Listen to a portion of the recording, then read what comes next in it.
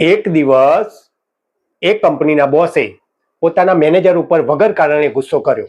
હવે મેનેજર તો બોસને કહી ના શકે, એટલા માટે તેણે પોતાનો ગુસ્સો પોતાના એમ્પ્લોય પર ઉતાર્યો.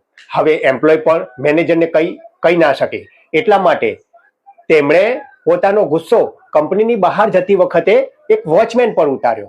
હવે વોચમેન પણ કંપનીના એમ્પ્લોયને કહી ના શકે, એટલા માટે એણે પોતાનો ગુસ્સો પોતાના ઘરે જઈને પોતાની પત્નીને કહ્યું કે તું જમવાનું સારું નથી બનાવતી, અને એમ કરીને પોતાનો ગુસ્સો ઉતાર્યો.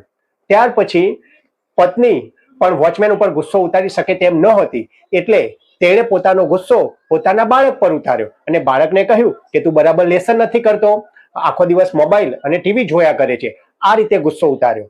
હવે ગુસ્સે ભરાયેલું બાળક એ પોતાની મમ્મીને કંઈ કહી શકતું નથી, એટલે તે બહાર જઈને એક કૂતરા ઉપર જોશથી પથ્થર મારે છે અને કૂતરું ત્યાંથી ભાગે છે.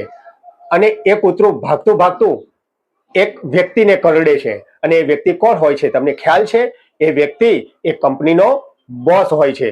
માટે તમે જેવું કર્મ કરો છો એવું તમારે ભોગવવું પડે છે. જો તમને આ વિડીયો ગમે હોય તો લાઈક કરજો, શેર કરજો અને કમેન્ટ કરજો.